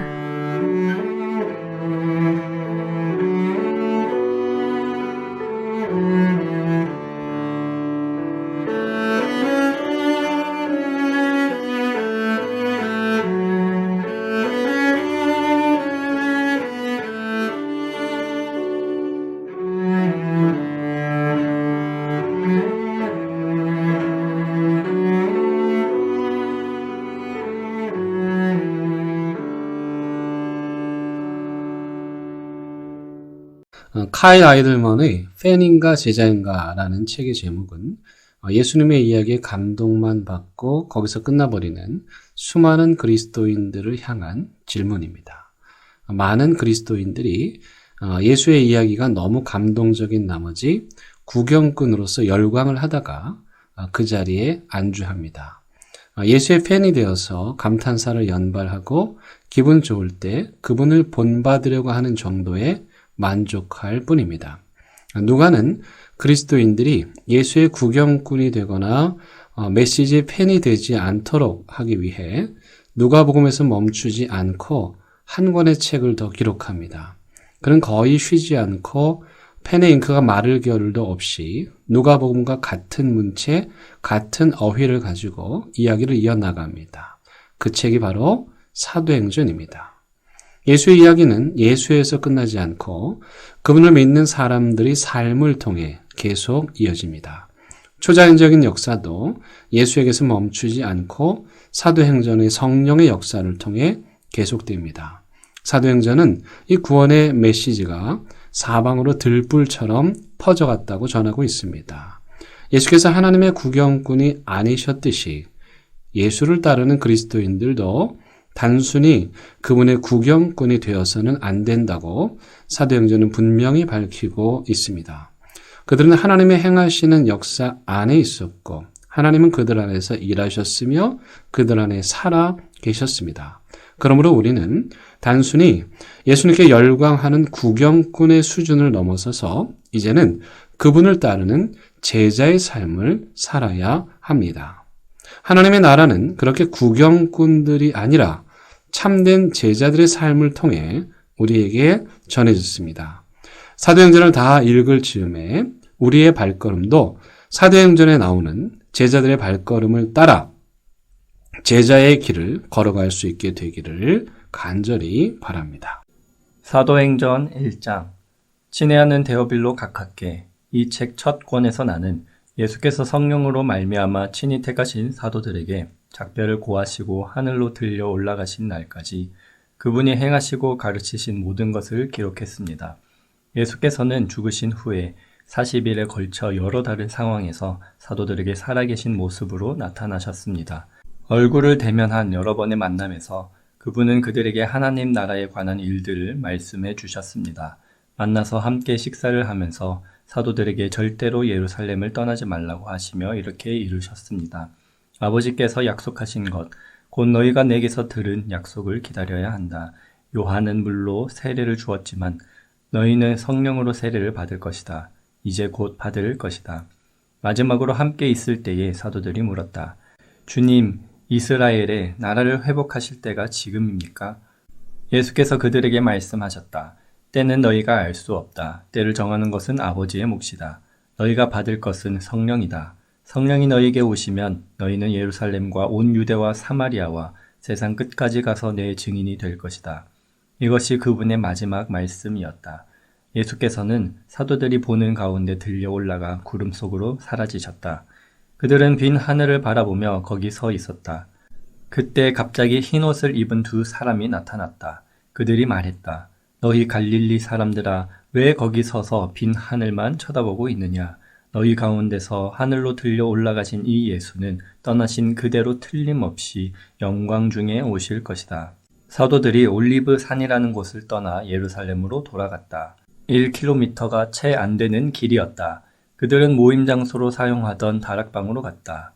베드로, 요한, 야고보, 안드레, 빌립, 도마, 바돌로메, 마테, 알페오의 아들 야고보, 열심당원 시몬, 야고보의 아들 유다. 이들은 끝까지 이 길을 가기로 뜻을 모으고 온전히 하나가 되어 기도했다. 그 중에는 여자들도 있었다. 예수의 어머니 마리아와 예수의 동생들도 함께 있었다. 그때에 베드로가 일행 가운데서 일어나 말했다. 방 안에는 120명쯤 있었다. 친구 여러분, 오래전에 성령께서 다윗을 통해 예수를 체포한 자들의 길잡이가 된 유다에 대해 말씀하셨습니다. 그 성경 말씀은 성취되어야 했고 이제 성취되었습니다. 유다는 우리 가운데 한 사람으로 이 사역의 한 부분을 맡았었습니다.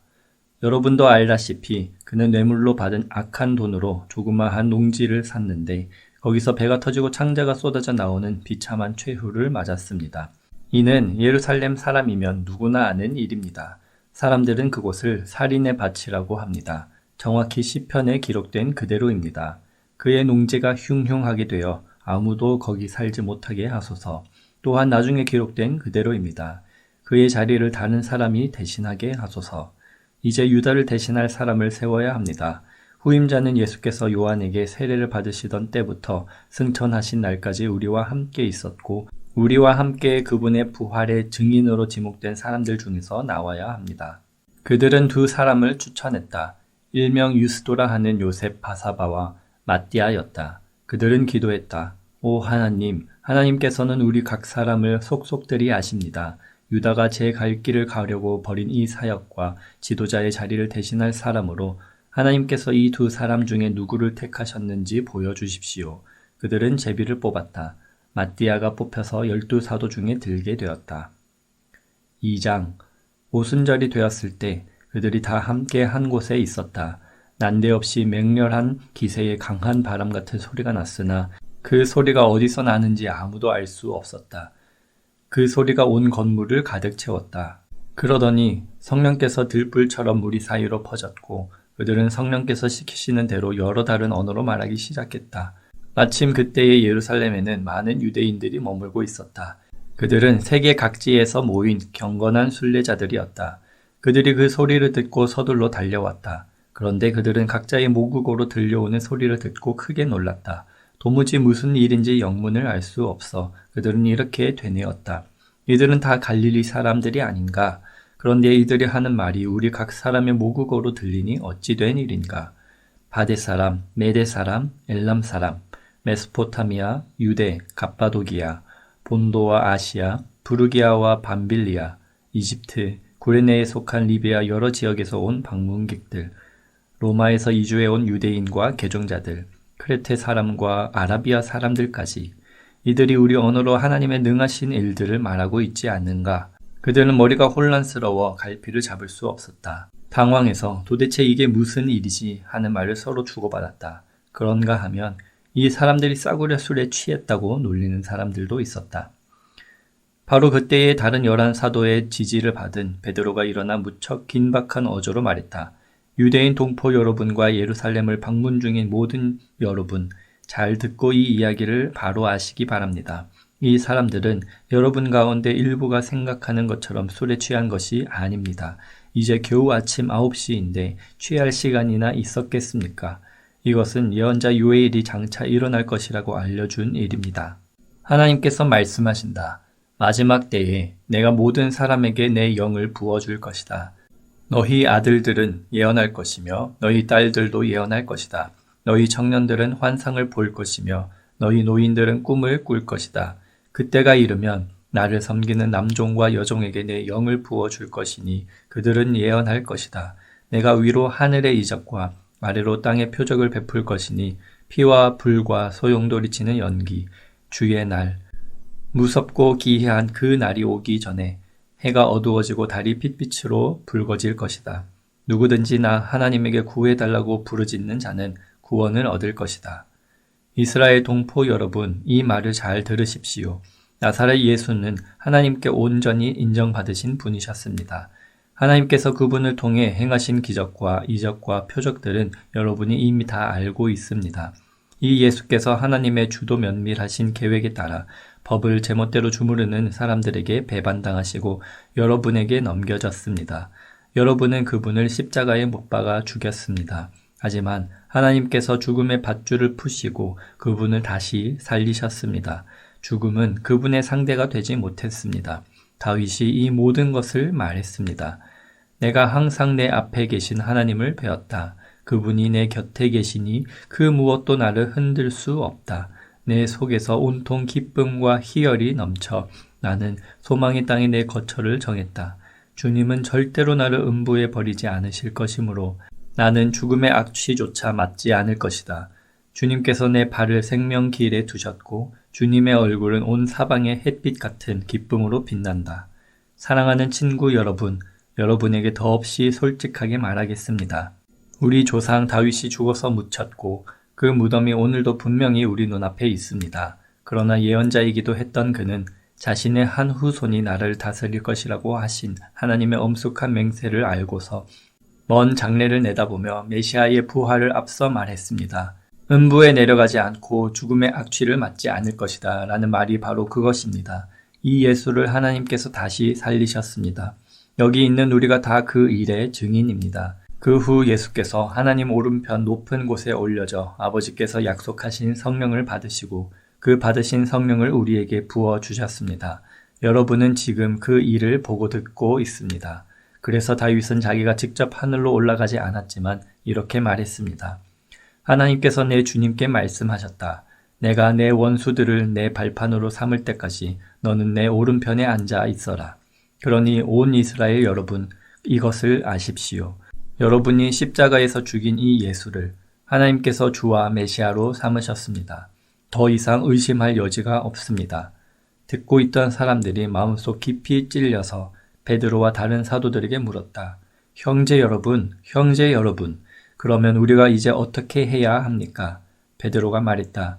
삶을 고치십시오. 하나님께로 돌아와서 여러분 각자가 예수 그리스도의 이름으로 세례를 받으십시오. 그러면 여러분의 죄가 용서받습니다. 성령을 선물로 받으십시오. 이 약속은 여러분과 여러분의 자녀들은 물론이고 멀리 있는 모든 사람들까지 우리 주 하나님께서 부르시는 사람이면 누구에게나 해당됩니다. 그는 이렇게 한참을 더 말하며 그들에게 간절히 권했다. 이 병들고 무감각한 문화에서 빠져나오십시오. 여러분이 할 수 있을 때에 어서 나오십시오. 그날 약 3,000명이 그 말을 믿어서 세례를 받고 등록했다. 그들은 사도들의 가르침과 공동생활과 공동식사와 기도에 자신들의 삶을 드렸다. 주위에 있던 사람들 모두가 사도들을 통해 이루어진 모든 이적과 표적을 보고 두려워했다. 믿는 사람들 모두가 무엇이든 공유하면서 멋진 화합을 이루고 살았다. 그들은 자신들이 가진 것은 무엇이든 팔아 공동 자원으로 이용하면서 각 사람의 필요를 채웠다. 성전에서 예배를 드리고 나서 집에서 식사하고 하나님을 찬양하는 것이 그들의 하루 일과였다. 식사 때마다 즐거움이 넘쳐 흐르는 축제였다. 사람들은 그 모습을 좋게 보았다. 하나님께서 구원받은 사람들을 더하셔서 날마다 그들의 수가 늘어났다. 3장. 하루는 오후 3시에 베드로와 요한이 기도하러 성전에 들어가고 있었다. 마침 그때에 사람들이 나면서부터 걷지 못하던 사람을 메고 왔다. 그는 날마다 아름다운 문이라는 성전 문에 앉아 성전에 들어가는 사람들에게 구걸하던 사람이었다. 그는 베드로와 요한이 성전에 들어가려는 것을 보고 구걸을 했다. 베드로와 그 옆에 있던 요한이 그의 눈을 똑바로 쳐다보며 말했다. 여기를 보시오. 그러자 그는 그들에게서 뭔가 얻을 줄로 생각하고 고개를 들었다. 베드로가 말했다. 나는 동전 한 푼 가진 것이 없지만 내게 있는 것을 당신에게 주겠소. 나사렛 예수 그리스도의 이름으로 걸으시오. 베드로가 그 사람의 오른손을 잡아 일으키자 즉시 그의 발과 발목에 힘이 생겼다. 그는 펄쩍 뛰듯이 일어나 걸었다. 그 사람은 베드로와 요한과 함께 성전으로 들어가서 이리저리 걷고 춤추며 하나님을 찬양했다. 그곳에 있던 사람들 모두가 그가 걸어다니며 하나님을 찬양하는 것을 보았다. 그들은 그가 성전의 아름다운 문에 앉아 구걸하던 사람인 것을 알아보고는 깜짝 놀라 눈을 비볐다. 눈으로 보면서도 도저히 믿기지 않았던 것이다. 그 사람은 기뻐서 어쩔 줄 몰라 하며 베드로와 요한을 끌어안았다. 모든 사람이 그 모습을 직접 보려고 그들이 있는 솔로몬 회랑으로 달려왔다. 사람들이 모인 것을 보고 베드로가 그들에게 말했다. 이스라엘 여러분, 이 일에 왜 이렇게 크게 놀라십니까? 이 사람이 걷게 된 것이 마치 우리 능력이나 경건함 때문인 것처럼 왜 우리를 쳐다보는 것입니까? 아브라함과 이삭과 야곱의 하나님, 곧 우리 조상의 하나님께서 그 아들 예수를 영화롭게 하셨습니다. 빌라도가 죄 없다고 한 그분을 여러분은 거절했습니다. 여러분은 거룩하고 의로우신 분을 거절하고 그 대신에 살인자를 놓아달라고 했습니다. 그러나 여러분이 생명의 주인 되신 분을 죽이자마자 하나님은 죽은 자들 가운데서 그분을 살리셨습니다. 우리가 그 증인들입니다. 예수의 이름을 믿는 믿음이 이 사람을 일으켜 세운 것입니다. 이 사람의 상태는 여러분이 잘 알지 않습니까? 그렇습니다. 바로 믿음, 오직 믿음이 여러분 눈앞에서 이 사람을 완전히 낫게 하는 것입니다. 친구 여러분, 예수를 죽일 때 여러분은 자신이 무슨 일을 하는지 몰랐습니다. 여러분의 지도자들도 그러했습니다. 그러나 모든 예언자의 설교를 통해 메시아가 죽임당할 것을 처음부터 말씀하신 하나님께서는 여러분이 무슨 일을 하는지 정확히 아셨고 그 일을 사용해서 그분의 계획을 이루셨습니다. 이제 여러분의 행실을 고칠 때입니다. 하나님께로 돌아서십시오. 그리하면 그분께서 여러분의 죄를 씻어주시고 축복의 소나기를 쏟아부어 여러분을 새롭게 하시며 여러분을 위해 예비하신 메시아 예수를 보내주실 것입니다. 하나님께서 거룩한 옛 예언자들의 설교를 통해 말씀하신 대로 예수는 만물의 질서가 다시 회복될 때까지 하늘에 계셔서 보이지 않을 것입니다. 한 예로 모세는 이렇게 말했습니다. 너희 하나님께서 너희를 위해 너희 동족 가운데서 나와 같은 한 예언자를 일으켜 세우실 것이다. 너희는 그가 하는 말을 다 들어라. 그 예언자의 말을 듣지 않는 사람은 하나도 남김없이 그 백성 가운데서 멸망할 것이다. 사무엘부터 시작해 그 뒤를 이은 예언자들도 모두 같은 이야기를 전했고 이날이 올 것을 힘주어 말했습니다. 여러분은 이 예언자들의 후손이며 또 하나님께서 여러분의 조상과 맺으신 그 언약의 후손입니다. 하나님께서 아브라함에게 주신 언약의 말씀이 무엇입니까? 이 땅의 모든 민족이 내 후손으로 말미암아 복을 받을 것이다. 그러나 여러분이 맨 먼저입니다. 하나님께서는 여러분 한 사람 한 사람이 그 악한 길에서 돌이키면 여러분에게 복을 주시려고 그 아들을 일으켜 세우시고 여러분에게 보내신 것입니다. 아멘.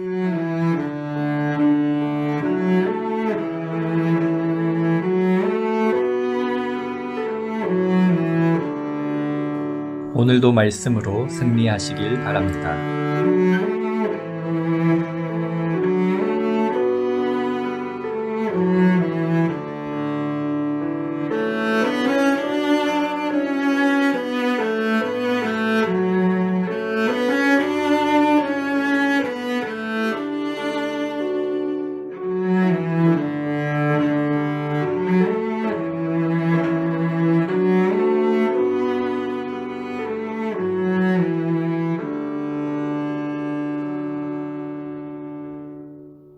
사도행전 4장. 베드로와 요한이 사람들에게 말하는 동안 제사장들과 성전경비대장과 사두개인들이 다가왔다. 그들은 이 신출내기 사도들이 사람들을 가르치는 것과 죽은 자의 부활이 예수께 일어났다고 선포하는 것에 분개했다. 그들은 사도들을 체포해 다음날 아침까지 감옥에 가두었다. 이미 늦은 저녁이기 때문이었다. 그러나 그들의 이야기를 들은 사람들 가운데 이미 메시지를 믿은 사람들이 많았다. 그 수가 대략 5,000명쯤 되었다. 이튿날 예루살렘에 회의가 소집되었다. 통치자, 종교 지도자, 종교학자, 대제사장 안나스, 가야바, 요한, 알렉산더 등 주요 인물들이 다 모였다. 그들은 베드로와 요한을 한가운데 세워놓고 따져 물었다. 누가 너희에게 이런 일을 맡기더냐? 도대체 무엇 때문에 이런 일을 하느냐? 그 말에 베드로가 성령이 충만하여 거침없이 말했다. 백성의 통치자와 지도자 여러분, 오늘 우리가 병자를 고친 일로 재판에 회부되어 신문을 받는 것이라면 나는 더없이 솔직히 말하겠습니다. 우리는 하나도 숨길 것이 없습니다. 여러분이 십자가에서 죽였으나 하나님께서 죽은 자들 가운데서 다시 살리신 나사렛 예수 그리스도, 그분의 이름으로 이 사람이 건강하고 온전한 모습으로 여러분 앞에 서 있습니다. 너희 석공들이 내버린 돌이 이제 모퉁이 돌이 되었다는 말씀은 예수를 두고 하신 말씀입니다. 구원받을 다른 길은 없습니다. 오직 예수의 이름 외에는 구원받을 수 있는 다른 이름을 우리에게 주신 적이 없고 앞으로도 없을 것입니다. 베드로와 요한이 어찌나 당당하고 자신 있게 서 있던지 그들은 두 사람에게서 눈을 뗄 수 없었다. 그 두 사람이 성경 훈련이나 정식 교육을 받지 못한 평신도인 것을 알고 그들은 더욱 놀랐다. 그들은 그 두 사람이 예수와 함께 다녔다는 것을 알았지만 그들 앞에 꼿꼿이 서 있는 고침받은 그 사람을 보고서는 뭐라고 반박할 말을 찾을 수 없었다. 그들은 방도를 짜내기 위해 베드로와 요한을 밖으로 내보내고 나서 서로 의논했다. 이들을 어떻게 하면 좋겠습니까? 기적이 일어났고 그 배후에 저들이 있다는 것이 이미 온 시내에 알려졌습니다. 우리도 부인할 길이 없습니다. 더 이상 일이 커지지 않도록 저들을 위협해서 입을 막읍시다. 다시는 누구한테도 예수의 이름을 말하지 못하도록 말입니다. 그들은 베드로와 요한을 다시 불러서 어떠한 경우에도 예수의 이름으로 말하거나 가르치지 말라고 경고했다. 그러자 그들이 바로 대받았다. 하나님의 말씀보다 여러분의 말을 듣는 것이 하나님 보시기에 옳은 일인지 여러분이 판단하십시오. 우리의 입장은 분명합니다. 우리는 우리가 보고 들은 것을 말하지 않을 수 없습니다. 종교 지도자들은 그들을 다시 위협한 뒤에 결국 풀어주었다. 그들을 감옥에 가두어 둘 만한 죄목을 찾지 못했던 것이다. 만일 가두어 두었다면 백성이 가만히 있지 않았을 것이다. 백성은 이번 일로 모두 하나님을 찬양하고 있었다. 이 기적으로 병이 나은 사람은 40살이 넘었다. 베드로와 요한은 풀려나자마자 동료들에게 가서 대제사장과 종교 지도자들이 한 말을 전했다. 보고를 전해 들은 사람들은 놀랍도록 하나가 되어 소리 높여 기도했다. 강하신 하나님, 주님께서는 하늘과 땅과 바다와 그 안에 있는 모든 것을 지으셨습니다. 주님께서는 주님의 종이자 우리의 조상인 다윗의 입을 통해 성령으로 이렇게 말씀하셨습니다. 뭇 나라들아 웬 소란이냐? 뭇 민족들아 웬 흉계냐? 땅의 두목들이 권력투쟁을 벌이고 권력자들이 모여 정상회담을 여니 하나님을 부정하며 메시아께 대드는 자들이다. 과연 그들이 모였습니다. 헤롯과 본디오 빌라도와 나라들과 민족들과 이스라엘까지 바로 이 도성에 모였습니다. 주님의 거룩하신 아들 예수, 주님께서 메시아로 삼으신 그분을 해치려고 모의했습니다. 주님께서 오래전부터 계획하신 일들을 이루려고 모였습니다. 이제 그들이 또 시작합니다. 그들의 위협을 살피시고 주님의 종들에게 두려워하지 않는 담대함을 주셔서 주님의 메시지를 전하게 해 주십시오. 주님의 손을 우리에게 내미셔서 주님의 거룩하신 종 예수의 이름으로 치유와 기적과 이적이 일어나게 해 주십시오. 그들이 기도하고 있는데 그 모인 곳이 흔들리고 진동했다. 그들은 모두 성령으로 충만해져서 두려움 없이 계속해서 하나님의 말씀을 전했다. 믿는 사람들이 하나로 한 마음 한 뜻으로 연합했다. 그들은 자기 재산에 대한 소유권을 주장하지 않았다. 이건 내 것이니 당신이 가질 수 없소 라고 말하는 사람이 아무도 없었다. 그들은 모든 것을 공유했다. 사도들은 주 예수의 부활을 강력하게 증거했고 그들 모두에게 은혜가 머물렀다. 그리하여 그들 가운데 궁핍한 사람이 단 한 명도 없었다. 밭이나 집이 있는 사람들은 그것을 팔아서 그 판돈을 사도들에게 가져와 헌금했다. 사도들은 각 사람의 필요에 따라 그 돈을 나누어 주었다.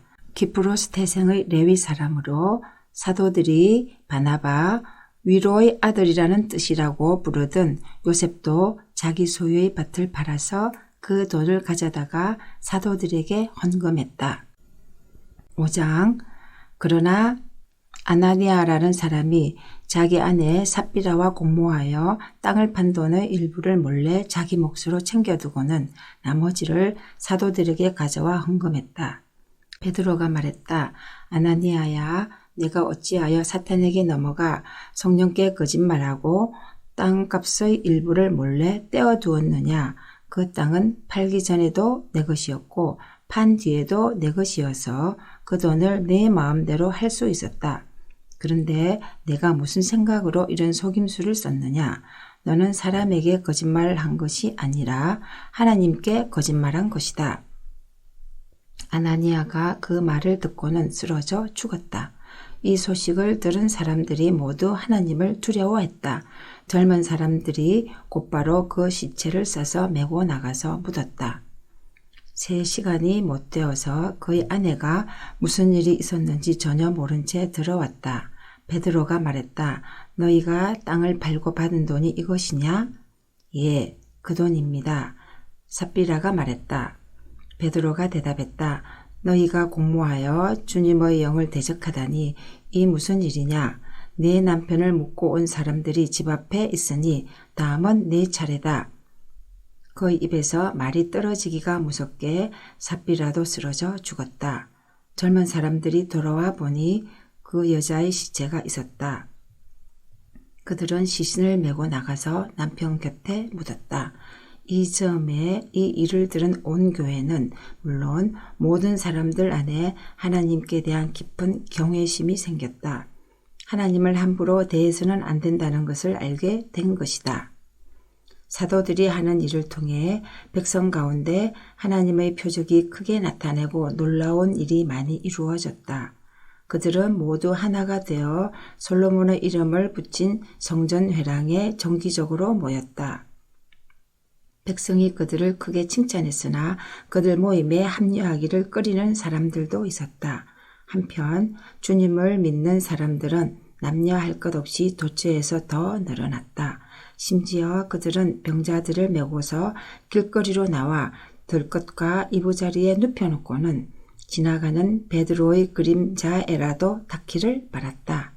예루살렘 인근의 여러 마을에서 사람들이 아픈 사람과 귀신 들린 사람들을 데리고 몰려 나왔다. 그들 모두가 나았다. 대제사장과 그의 편에 선 사람들, 주로 사두개파 사람들이 이 모든 일에 단단히 화가 나서 행동에 돌입했다. 그들은 사도들을 체포해 시내 감옥에 가두었다.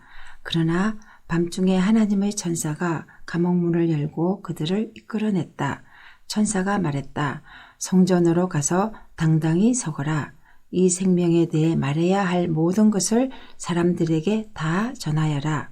그들은 즉시 순종하여 새벽녘에 성전으로 들어가 계속해서 가르쳤다. 한편 대제사장과 그의 동료들은 이스라엘의 최고의회를 소집한 뒤에 감옥에 사람을 보내 죄수들을 데려오게 했다. 경비대가 감옥에 가보니 그 안에는 아무도 없었다. 그들이 돌아와서 보고했다. 감옥은 철통같이 잠겨서 문마다 간수들이 지키고 있었지만 안에 들어가 보니 한 사람도 없었습니다. 성전 경비대장과 대제사장들은 당황했다. 이게 도대체 어떻게 된 일이냐? 그때에 누군가가 나타나서 말했다. 감옥에 가두어 두었던 사람들이 다시 성전에서 사람들을 가르치고 있는 것을 알고 계십니까? 경비대장이 부하들과 함께 가서 사도들을 붙잡았다. 그러나 백성이 폭동을 일으켜 대항할까 두려워서 그들을 조심스럽게 다루었다. 그들은 사도들을 데려다가 다시 최고의회 앞에 세웠다. 대제사장이 말했다. 우리가 너희에게 예수의 이름으로 가르치지 말라고 엄히 명령하지 않았더냐? 그런데 너희는 너희 가르침으로 예루살렘을 가득 채우고는 그 사람의 죽음을 기어이 우리 탓으로 돌리려 하고 있다. 베드로와 사도들이 대답했다. 사람보다 하나님께 순종하는 것이 당연합니다. 여러분이 십자가에 매달아 죽인 그 예수를 우리 조상의 하나님께서 다시 살리셨습니다. 그 하나님께서 이스라엘에게 변화된 삶과 죄 용서의 선물을 주시려고 예수를 왕과 구주로 삼아 그분 오른편 높은 곳에 두셨습니다. 우리는 이 일의 증인들입니다. 하나님이 그분께 순종하는 이들에게 주시는 성령께서도 이 모든 일을 확증해 주십니다. 그들은 이 말을 듣고 격분하여 그 자리에서 당장 사도들을 죽이려고 했다. 그러자 최고의회 의원인 가말리엘이라는 바리새인이 자리에서 일어섰다. 하나님의 율법을 가르치는 교사로 모든 사람의 존경을 받고 있던 그는 잠시 사도들을 밖으로 내보내고 나서 이렇게 말했다. 동료 여러분, 이들을 대할 때 조심하십시오. 얼마 전 뜨다가 대단한 사람인 양 행세하다가 잠깐 유명해져서 400명 정도를 끌어모은 일이 있습니다. 그러나 그가 죽임을 당하자 추종자들도 흩어지고 결국 흐지부지 되고 말았습니다. 그 일이 있고 나서 얼마 후 인구조사 때에는 갈릴리 사람 유다가 나타나서 세력을 불렀으나 그 역시 용두사미로 끝났고 그를 따르던 사람들도 뿔뿔이 흩어지고 말았습니다. 그래서 하는 말입니다. 이 사람들에게서 손을 떼십시오. 그냥 내버려 두세요. 만일 이 계획이나 일이 순전히 인간에게서 난 것이라면 산산이 무너지고 말 것입니다. 하지만 하나님에게서 난 것이라면 여러분이 어떻게 해도 소용없습니다. 괜히 하나님을 대적하는 자가 되지 마십시오. 그 말이 설득력이 있었다. 그들은 사도들을 다시 불러들여 호되게 매질한 다음 예수의 이름으로 말하지 말라고 경고하여 그들을 쫓아냈다. 사도들은 예수의 이름 때문에 지옥당하는 영예를 얻은 것을 크게 기뻐하며 의회에서 나왔다. 그들은 날마다 잠시도 쉬지 않고 예수가 그리스도이심을 성전과 집에서 가르치고 전했다. 6장 그때에 제자들의 수가 급격하게 늘어나면서 그리스 말을 하는 신자들이 히브리 말을 하는 신자들에 대해 섭섭하게 여기는 마음이 커졌다. 매일 양식을 배급받을 때 자기네 가부들이 차별을 받고 있기 때문이었다. 그래서 12사도는 제자 회의를 소집하여 제자들에게 말했다. 우리가 하나님의 말씀을 전하고 가르치는 책임을 저버린 채 가난한 사람들을 돌보는 것은 옳지 못합니다. 그러니 여러분 가운데서 모두에게 신임을 얻고 성령 충만하여 분별력이 있는 사람 7을 뽑으십시오. 그러면 우리는 이 일을 그들에게 맡기겠습니다. 대신에 우리는 우리가 맡은 본분인 기도하고 하나님 말씀을 전하는 일에 전념하겠습니다. 회중이 그 생각을 아주 좋게 여겼다. 그들은 다음 7사람을 뽑았다. 믿음과 성령이 충만한 사람 스데반, 빌립, 브로고로, 니가노르, 디몬, 바메나, 안디옥 출신의 개종자 니골라. 회중은 그들을 사도들에게 보였다. 사도들은 기도하고 안수하여 그들에게 이를 위임했다. 하나님의 말씀이 크게 번성했다. 예루살렘에 있는 제자들의 수가 어마어마하게 늘고 이 믿음을 따르게 된 제사장들도 많이 생겨났다. 스데반은 하나님의 은혜와 능력이 차고 넘쳐서 백성 가운데 놀라운 일들을 행했다.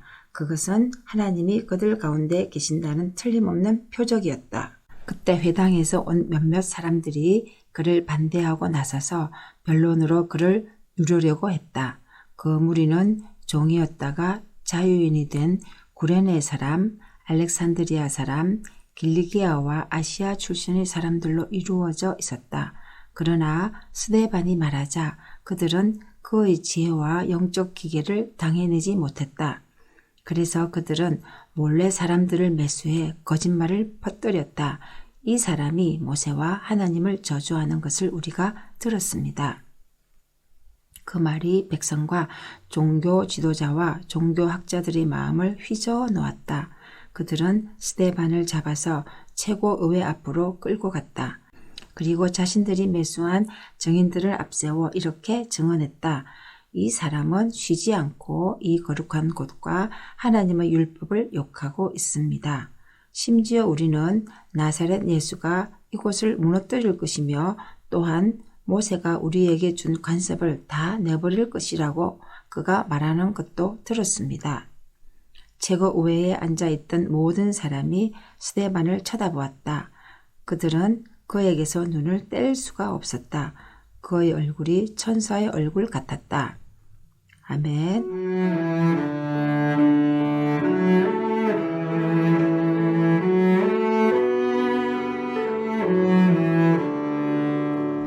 오늘도 말씀으로 승리하시길 바랍니다.